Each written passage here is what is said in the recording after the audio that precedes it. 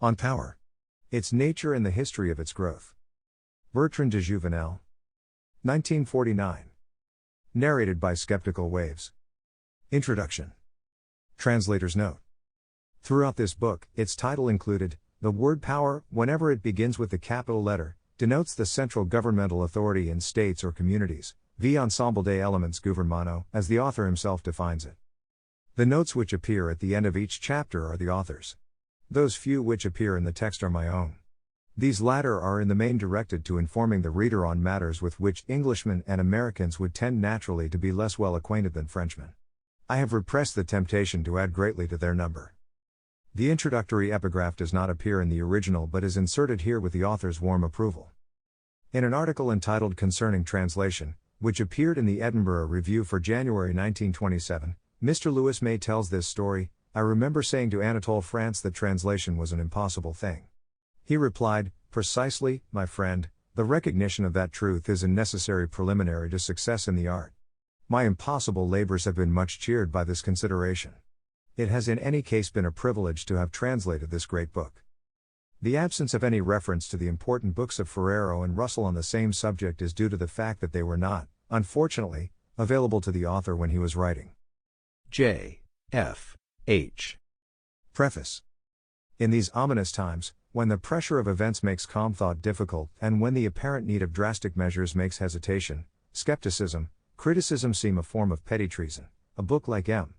de Jouvenel's may seem to need some justification. For it is a plea for hesitation and skepticism, it is an argument for not letting necessity, the tyrant's plea, have all its own way. Or, rather, it is an argument for a repeated stock-taking, for the scrutiny of every new proposal for extending the power of the state or of any other power monopolizing body. And so it can be made to seem an argument that will weaken the will to action of the government and the will to obedience of the governed. It is not that M. de Jouvenel has too acute a sense of the world and age in which we live to ignore the necessities of that age.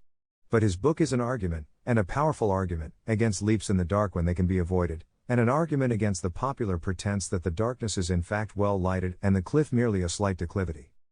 In this book our attention is called, first of all, to what is, at any rate, a striking coincidence: the power of the state has steadily increased and the power of the human race for deadly mischief has increased at the same time.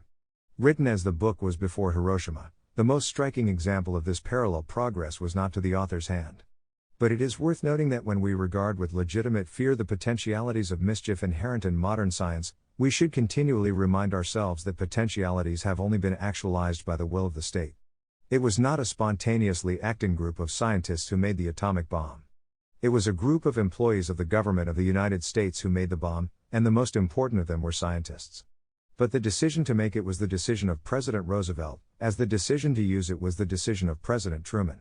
To state this is not to impute wickedness to either statesman, it is merely to call attention to the fact that only the state is powerful enough to do damage on this scale, and that the state always means politicians, whether they be politicians in the White House or in the Kremlin. It is a dangerous and idle dream to think that the state can become ruled by philosophers turned kings or scientists turned commissars. For if philosophers become kings or scientists commissars, they become politicians, and the powers given to the state are powers given to men who are rulers of states, men subject to all the limitations and temptations of their dangerous craft. Unless this is borne in mind, there will be a dangerous optimistic tendency to sweep aside doubts and fears as irrelevant, since, in the state that the projectors have in mind, power will be exercised by men of a wisdom and degree of moral virtue that we have not yet seen. It won't. It will be exercised by men who will be men first and rulers next and scientists or saints a long way after. It was an illusion of the framers of the early American constitutions that they could set up a government of laws and not of men. All governments are governments of men, though the better of them have a high admixture of law too, that is, of effective limitations on the free action of the rulers. It is possible, of course, to believe that a new system or a new doctrine will alter these empirically established laws of politics. It is possible to believe that only some easily identifiable and eradicable flaw in the older systems makes the doubts and fears of M. de Jouvenel plausible. In a world without private property, or without race prejudice, or without religion, or without rain on holidays, these depressing considerations will no longer apply. If you can believe that, as the Duke of Wellington said, you can believe anything. But it may be worthwhile recalling the disillusionment of Lenin, whom no one has ever accused of romantic optimism. Yet in State and Revolution Lenin, on the eve of the seizure of power, saw in the apparatus of the state a mere transitory and soon-to-be evanescent phenomenon. He learned better, and could he return to Leningrad, 30 years later, he would see installed there a state power more formidable than any known to the Tsars, not because the revolution has been betrayed but because, as M. de Jouvenel puts it, power changes its appearance but not its reality. Politics are about power, we cannot evade that truth or its consequences. We dream of a better world but it is in utopia, that is, nowhere. It is in the popularity of the pursuit of utopia that the aggrandizers of state power find their most effective ally. Only an immensely powerful apparatus can do all that the preachers of panaceas promise, so we accept the apparatus but find that we have not got the beneficial effects of the panacea, or have got them at a very high, perhaps ruinous, price. It is one of the many merits of this book that it insists on the price paid even for historical triumphs like the French Revolution. Perhaps the Revolution was the only way out of the dilemma in which the French state under the Ancien regime had involved itself. M. de Jouvenel's highly critical account of the behavior of the French elites on the eve of the Revolution at any rate suggests that this was the case. But the price paid was terribly high. The Republic demanded sacrifices that no king had dared ask for, and these sacrifices were offered up. Perhaps the only way that the decadent Tsardom could be replaced as the center of Russian state authority was by the Bolshevik Revolution, but think of the price paid and still being paid for that achievement. If a religion or a general cause not identified with the nation-state asked for these sacrifices, we should be far more critical than we are. And even if we put at its highest the success of the modern state in doing what it promises to do, we have to notice that nothing is done free and that the price can be ruinous. Another lesson is the necessity for scrutinizing all claims to political infallibility and impeccability. The right divine of kings to govern wrong is a doctrine we can all laugh at today. But its defender did not deny that kings could govern wrong, that was their fault and their sin. But some modern deifiers of the state, democratic as well as totalitarian, preach and practice a doctrine of divine right far more uncritical than filmers. For their rulers, the Führer or the Duce, the party or the sovereign people cannot do wrong, morally or intellectually. We are, most of us in the West, immunized against the doctrine of political infallibility and impeccability when it comes to us in the discredited forms it took in Berlin and Rome or even in the more sophisticated form it takes in Moscow. But we are not immune from democratic arguments which state or imply that a majority can do no wrong, if it is our majority, that, if we are part of it, it cannot do anything disastrously silly. It can and does. And M. de Jouvenel has rightly stressed the dangerous results of this illusion. Whether Rousseau was its legitimate begetter or no matters little, for, of course, if the people are always right and the people are the state, then there can be no danger in surrendering into the hands of its mandatories complete, uncontrolled, and irrecoverable power. But, since the people is not always right, is capable of going wrong morally and prudentially, it would be dangerous to relax the vigilance that is the price of liberty simply because power is in the hands of the people. And in any case, power will not be in the hands of the people, but in the hands of rulers. For they are rulers, however chosen. There is more in common between two deputies of whom one is a revolutionary and the other isn't, than between two revolutionaries of whom one is a deputy and the other isn't. And what Robert de Jouvenel wrote of the Third Republic is true of all commonwealths. Being a ruler is a trade. So we can apply to all types of ruler the judgment of Swift. Arbitrary power is the natural object of temptation to a prince, as wine or women to a young fellow, or a bribe to a judge, or vanity to a woman. For the best of motives, rulers will, like courts, try to add to their jurisdiction. How is this never-ending audacity to be, at any rate, limited? By making sure that effective power is not monopolized. Writing from a French point of view, M. de Jouvenel is conscious of the harm done to France by the withering away, in face of the power of the French state, of all intermediate organizations of power. We have been less tolerant of state greed, of state jealousy, and France serves rather as an example to teach us caution than as an exact parallel to our own situation. But it would be foolish to pretend that the power of the British state is not growing and growing at the expense of the independent bodies, which, in the past, have been such a source of varied strength. The Minotaur, as M. de Jouvenel calls the engrossing state, is permanently greedy. But it would also be foolish not to notice that the greed of the state finds justification in the failure of the intermediate bodies either to do well what they used to do well, or to find functions in the modern world to replace those which were once their justification. The brilliant analysis here of the decline in public utility of such French corporations as the Parlement, the descent of the French legal leaders into being a merely selfish and largely parasitic body, ensures that M. de Jouvenel's readers will not be misled into thinking that the decline in independent sources of authority is due merely to state aggression. It may be due to the failure and adjustment of once useful bodies. Of course, we can all see, in 1949, the faults of the Parlement de Paris. It is a little harder to examine the possibility that Oxford and Cambridge, the Federation of British Industries, and the Trade Union Congress are the equivalent bodies in modern Britain, and that they may be dying of their own faults as well as of the more or less deliberate aggression of the state. And lastly, M. de Jouvenel is too wise not to notice and to state that the acceptance of omnicompetent state authority is largely due to the fatigue and despair bred by endemic disorder. The French people accepted, even welcomed, Louis XIV, to put an end to civil war. It was internal peace at almost any price. We may be provoked into doing the same to put an end to the threat of another and more terrible war. It was after a 9 years' war that it was possible to create the brave new world of Mr. Huxley's fable. The world will never be safe for democracy, wrote Chesterton after the First World War. It is a dangerous trade. One of the reasons why it is dangerous is brilliantly set out here, and one of the duties of the good citizen who treasures liberty is to reflect on the problems so set out and developed in this book. D. W. Brogan. The Minotaur presented. 1. The proximate cause. 2. The growth of war. 3. Kings in search of armies. 4. Power extended, war extended. 5. The men whom war takes. 6. Absolute power is not dead. 7. The Minotaur masked. 8. The Minotaur unmasked. 9. Ubiquity of the Minotaur. The war through which we have lived has surpassed in savagery and destructive force any yet seen by the Western world. This force has been generated by the unparalleled scale on which men and materials have been thrown in. Not only have armies been raised to the number of 10, of 15, of 20 millions of men, but also, behind the lines, whole populations have been conscribed that these armies might not lack the latest and deadliest weapons. Every inhabitant of a country with breath in him has served war's turn, and the non-essential tasks which sweeten life have come to be tolerated at all only so far as they have been thought necessary to sustain the spirit of the one vast instrument of war into which whole peoples have been forged. In this war everyone, workmen, peasants, and women alike, is in the fight, and in consequence everything, the factory, the harvest, even the dwelling house, has turned target. As a result, the enemy to be fought has been all flesh, that is, and all soil, and the bombing plane has striven to consummate the utter destruction of them all. The war would have counted fewer participants, it would have wrought a less frightful havoc, had not certain passions, fiercely and unanimously felt, so transformed men's natures that a total distortion of their normal modes of doing became possible.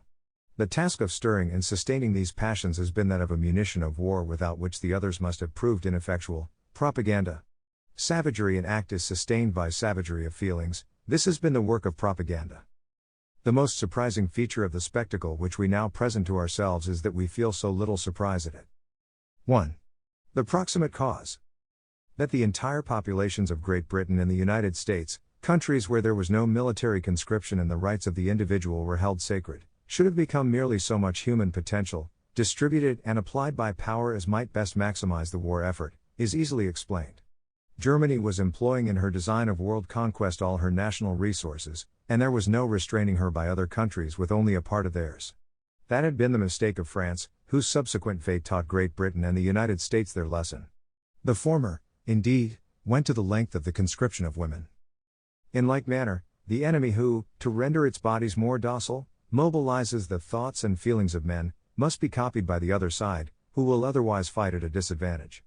Thus it comes about that, just as duelists follow each other's thrusts and feints, nations at war copy each other's total methods. The total militarization of whole societies is, then, the work, in Germany the direct work, in other countries the indirect, of Adolf Hitler. And the reason for this achievement of his was, in his own country, that nothing less than the whole of her resources was adequate to his will to power. There is no disputing this explanation, but it does not explain enough. Hitler was not the first of Europe's would-be conquerors. How comes it that neither Napoleon, nor Frederick II, nor Charles XII, ever achieved the total mobilization of his entire people for war? Simply because they were unable to. And there have been other occasions in history when, with some formidable aggressor to repel, rulers would dearly have liked to dip deeply into the national resources. It will be enough to instance the emperors of the 16th century, who, even when the Turk was ravaging their lands, were never able, for all their wide domains, to raise armies which were more than moderate in size. Therefore, neither the aggressor's will nor the needs of his victims suffice of themselves to explain the vastness of the resources deployed in today's war. Rather, the explanation must be sought in the controls, both spiritual and material, which modern governments have at their disposal. It is the power of these controls which has made possible, whether for purposes of attack or of defense, the total mobilization which we see. 2. The growth of war. War is not necessarily, has not always been, what we see it today. In the time of Napoleon, only the men of military age were taken, and not all of them, for as a general rule the emperor would call up only half a class. All the rest of the population were left, apart from having to pay war taxes of moderate size, to lead their normal lives. In the time of Louis XIV, less still was taken, conscription was unknown, and the private person lived outside the battle. We may say, then, that it is not an unavoidable result of an outbreak of war that every member and every resource of society must be involved in it. May we also say that the circumstances of the outbreak of which we are at once the spectators and the victims are due to chance? Assuredly not. And the proof is that if we arrange in chronological order the various wars which have for nearly 1,000 years ravaged our Western world, one thing must strike us forcibly, that with each one there has been a steady rise in the coefficient of society's participation in it, and that the total war of today is only the logical end of an uninterrupted advance towards it, of the increasing growth of war. For an explanation, then, of the evil which besets us, we must look not to the actual events which we see, but to history. What is the continuously operative reason which has made ever wider the area of warfare? By area of warfare I mean, and shall mean throughout, the extent, whether more or less complete, to which the forces of society are sucked into it. The answer is given by the known facts. 3. Kings in search of armies.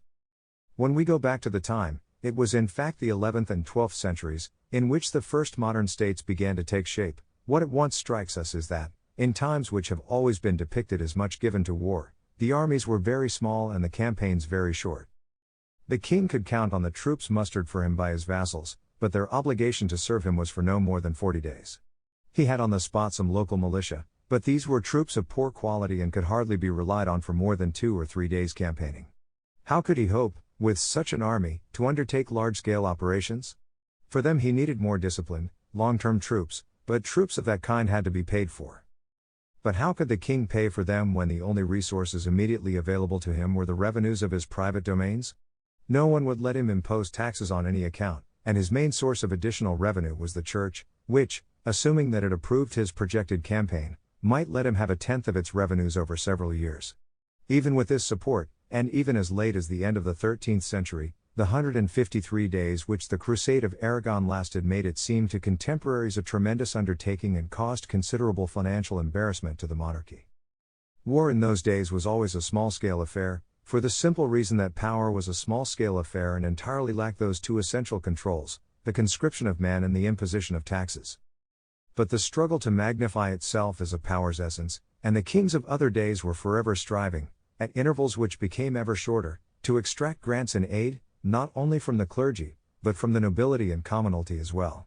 The period covered in England by the reigns of the first 3 Edwards, and in France from the reign of Philip the Fair to that of Philip of Valois, saw a steady development of this tendency. The calculations made by Charles IV advisors for a campaign in Gascony have come down to us. They were for 5,000 horsemen and 20,000 foot soldiers, all hired and all under a 5 months contract. 12 years later we find yet another calculation for a 4 months campaign in Flanders, this time for 10,000 horsemen and 40,000 foot soldiers. To collect the necessary ways and means the king had to visit in succession all the principal centers of population in his realm and, having gathered the inhabitants together from highest to lowest, expound his requirements and request their help. We find that the course of the 100 Years' War, in reality a succession of short campaigns each of which had to be financed in turn, was continually marked by begging approaches of this kind. And in the English camp the same process went on. Here the king had relatively more authority, and was able to extract larger and more regular grants even though his country was much the poorer and less populous of the two. The various levies, like those needed for the ransoming of King John of France, had to continue over many years. Their permanence, even so, was never admitted, and before long the French and English peoples rose in almost simultaneous rebellion against them. Only at the war's end, when sacrifice had become second nature, was it possible to establish a levy permanently, the tie, poll tax, as it was called, for the purpose of maintaining an army on a permanent footing in the shape of the orderly companies. And now indeed power had taken a big step forward. It need no longer go begging from popular assemblies in times of crisis, it was henceforward permanently endowed. Its next task, into which it would throw all its energies, would be to increase the endowment fund. 4. Power extended, war extended. How to do it? How increase the share of the national wealth which power takes and converts into strength? So long as it lasted, the monarchy never dared attempt the conscription of men. It always hired its soldiers for cash. Now, its civil duties, which, by the way, it came to perform quite well, justified it in acquiring a legislative capacity, a thing unknown to the Middle Ages, but with possibilities of growth. This legislative capacity carried in its womb the right to impose taxes, though the period of gestation was to be a long one. The great crisis of the 17th century, which saw the revolutions in England and in Naples, the latter a hardly remembered but highly instructive one, and the rise of the Fronde as well, marked the clash between the three great Western monarchies trying to increase their taxes and their peoples violently resisting their efforts. When power had once safely rounded that cape, the results were clear to see: 200,000 men engaged in killing each other at Malplaquet against 50,000 at Marignan. Louis XVI had 180,000 men at arms against Charles VII, King of France, 1403 to 1461, 12,000. The King of Prussia of the time of Louis XVI had 195,000 and the Emperor 240,000. This growth frightened Montesquieu. And soon, he wrote prophetically, "Having soldiers will result in having nothing but soldiers, and we shall become like the Tartars." And he went on with remarkable prescience: "All that is necessary for that to come about is that the new invention of militias set up in nearly the whole of Europe should become the normal rule, and that their effectives should be pushed to as high a level as that which those of the regular forces have already attained." But to do that was quite beyond the power of the monarchy. Louvois had created some territorial regiments to be drawn from their own districts and to give service, or that was the idea, nowhere else. When he tried to convert them into reserves for general service units, he met with strong opposition. In Prussia, on the other hand, the same project, embodied in the Rescript of 1733, fared better. But all the same, and to a much greater extent than the resulting increase of taxation, the peoples hated these first attempts at conscription, which constituted a major grievance against power. To say that the monarchy did no more than increase the size of armies would be ridiculous. That it established internal order, that it protected the weak against the strong, that it raised the community's standard of life, that it conferred great benefits on industry, commerce and agriculture, all that is well enough known. But, for the very reason that it had to make itself competent in the role of benefactor, it had to set up in concrete form a governmental machine, an executive, laws, a legislature, which may fairly be compared to a powerhouse setting the governed in motion by means of ever more powerful controls. And it is by means of these controls, operated from this powerhouse, that power has become able, whenever war is actual or impending, to make such exactions from its people as were never conceived by a feudal monarch in his dreams. Therefore the extension of power, which means its ability to control ever more completely a nation's activities, is responsible for the extension of war. 5. The men whom war takes. We have learned, and fairly enough, to link up the ideas of absolute monarchies, dynastic wars, and sacrifices laid on peoples. For, while it is not the case that all kings have been ambitious, yet, if one such there was, the extent of his authority enabled him to lay heavy burdens. When the people upset the power of kings, it was, so they thought, of just these burdens that they were ridding themselves. It was the burdens of taxation and, above all, military conscription which they hated. That being so, it is not a little surprising to see these burdens grow heavier under an up-to-date regime, and most surprising of all to see conscription instituted, not by absolute monarchy, but as the result of its fall. Taine remarks that it was the present threat and past experience of invasion and its sufferings which won the people's consent to conscription. The people conceived of conscription as an accidental and temporary necessity. But it became permanent and established when, after victory and peace had been achieved, the people's government kept it on. Thus, Napoleon kept it on in France after the treaties of Lunéville and Amiens, and the Prussian government kept it on in Prussia after the treaties of Paris and Vienna. As war has followed war, the burden of conscription has grown heavier. Like a slow contagion, it has spread from state to state until now the whole of continental Europe is in its grip. There it holds court along with the friend of its youth, its twin brother, that comes always just before or after it, with universal suffrage, both of them brought to birth at about the same time, the one bringing in its train, more or less openly and completely, the other, both of them the blind and terrible guides or masters of the future, the one placing in the hands of every adult person a voting paper, the other putting on his back a soldier's knapsack. The promise which they hold for the 20th century of slaughter and bankruptcy, the exacerbation of hatred and suspicion between nations, The wastage of the work of men's hands, the perversion to base uses of the beneficent discoveries of science, the return to the low and debased shapes of primitive societies on the warpath, the retrograde movement towards a barbarous and instinctual egotism, towards the feelings, manners and morals of ancient cities and savage tribes, all this we know too well. The event, however, surpassed even the imagination of Taine. At the end of the Napoleonic Wars there were 3 million men in Europe under arms. The 1914 to 1918 war killed or mutilated 5 times as many. And in the 1939 to 1945 war there is no counting the men, and the women and children, engaged in the struggle, as long ago those on Ariovistus's chariots were counted. We are ending where the savages began. We have found again the lost arts of starving noncombatants, burning hovels, and leading away the vanquished into slavery. Barbarian invasions would be superfluous, we are our own Huns. 6. Absolute power is not dead. How very strange. When their masters were kings, the peoples never stopped complaining at having to pay war taxes. Then, when they have overthrown these masters and taken to taxing themselves, the currency in which they pay is not merely a part of their incomes but their very lives. How do we explain this amazing somersault? Has the rivalry of nations taken the place of that of dynasties? Is the popular will so warlike and expansionist that the ordinary citizen likes paying for wars and joining armed forces? So that we now bear with enthusiasm self-imposed sacrifices which are far heavier than those at which in other times we kicked? Nonsense. When he gets a warning from the tax collector or a summons to barracks from the policeman, the recipient is far from seeing in the warning or in the travel voucher an exercise of his own will, however much extolled and transfigured for him that will may be. Rather they are to him the dictates of a foreign power, of an impersonal master, now popularly called they but in other days known as the evil spirits. They increase our taxes, they mobilize us, that is the language of the man in the street. So far as the ordinary man is concerned it is as if a successor to the vanished monarchy had brought to fruition the interrupted tasks of absolutism. In the past armies and taxes have been seen to grow with the growth of the royal power, so that there was a correspondence between the peak of taxation and military effectives, and the peak of absolutism, must we not say, then, when we see the curve of these two irrefutable indices, taxes and soldiers, still moving onwards and upwards and the same effects still monstrously expanding, that the same cause is at work, and that, though in another shape, power has increased and is increasing? Viollet was conscious of this. The modern state is just the king of other days bringing to a triumphal and his unremitting work. All that has happened is that the royal powerhouse has been improved on, its controls, moral and material, have been made progressively more efficient so as to drive ever deeper into society and to take from it in an ever tighter clutch its goods and men. All that has changed is that power in its present swollen form has become a stake in a political contest.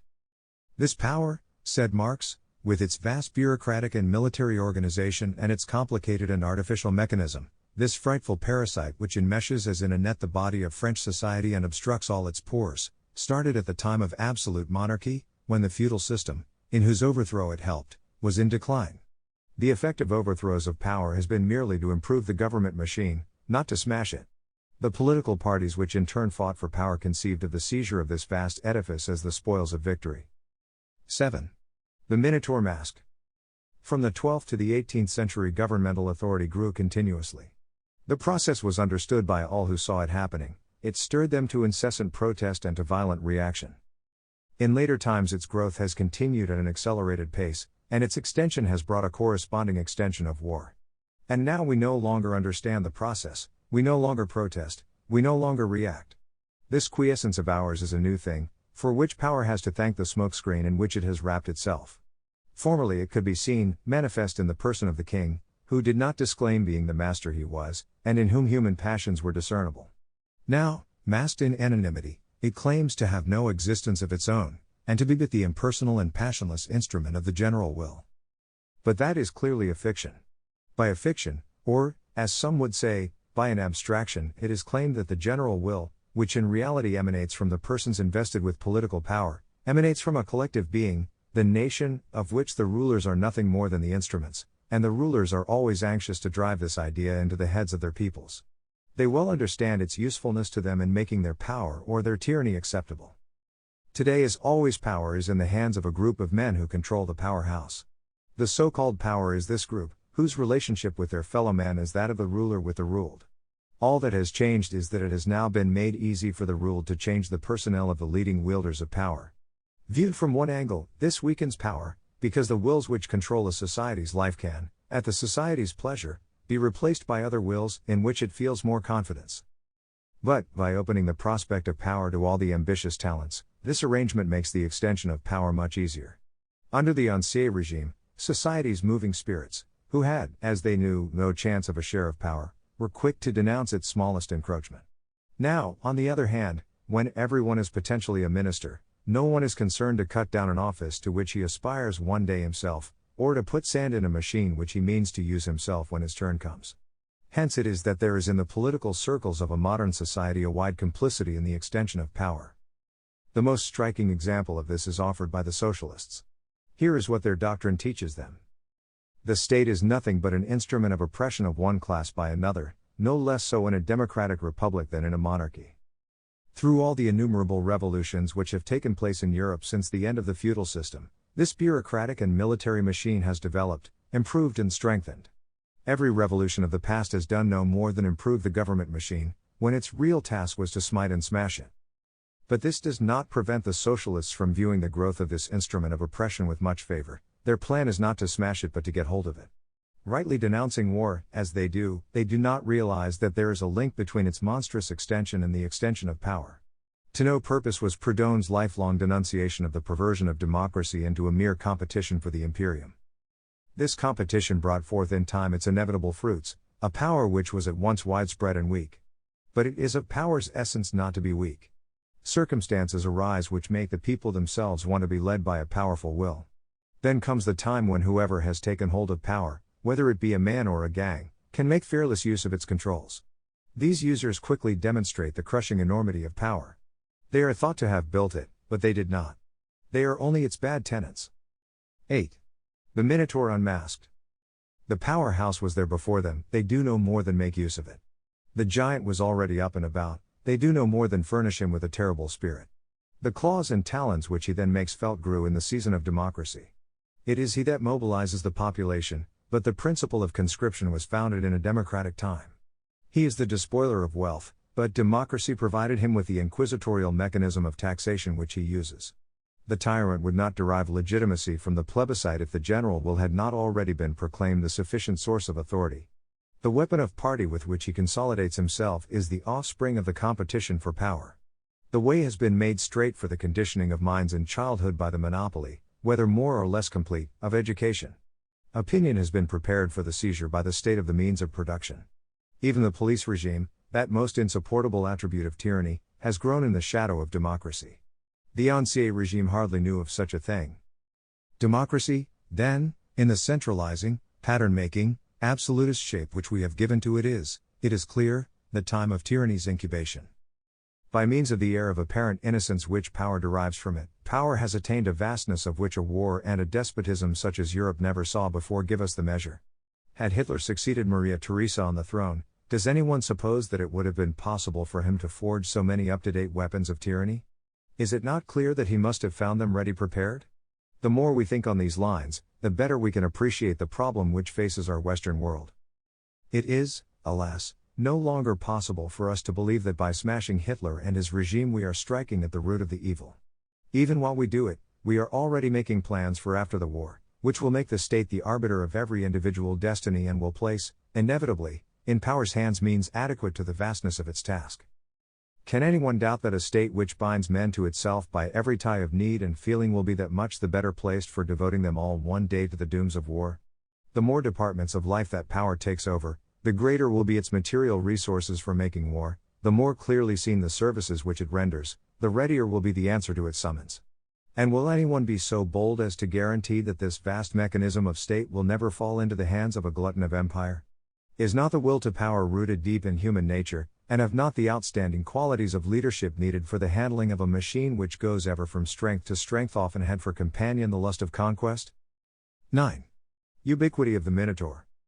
Now it suffices, as we have just seen and as the whole of history teaches us, for only one of the great powers of the future to produce a leader who will convert into sinews of war the powers taken for social advancement, and then all the others must follow suit. For the more complete the hold which the state gets on the resources of a nation, the higher, the more sudden, the more irresistible will be the wave in which an armed community can break on a pacific one. It follows that, In the very act of handing over more of ourselves to the state, no matter how benevolent a face it wears today, we may be fostering tomorrow's war and ensuring that it will be to the last one as the last one was to the wars of the revolution. In saying this, I am not setting up as an enemy of the growth of power and of the distension of the state. I know well the hopes that men have of it, and how their trust in the power which shall be warms itself at the fire of the sufferings which the power that was inflicted on them. The desire of their hearts is social security.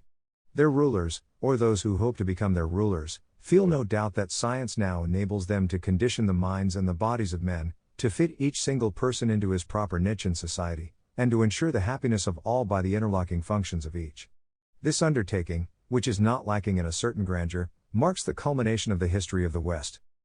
If it seems to some of us that there is in this design rather too much confidence here and rather too much presumption there, that premature attempts to apply an inexact science may inflict a more than barbarian cruelty, witness the experimentation in breeding, that mistakes in the switching of vast trainloads of human beings cannot but bring catastrophe, that, to conclude, the pliability of the masses on the one hand and the authority of their leaders on the other forebode wars of which the last one was but a foretaste. What is the good of being Jeremiah's? In my view, none, and the purpose of my book is merely to examine the reasons why, and the way in which, power grows in society.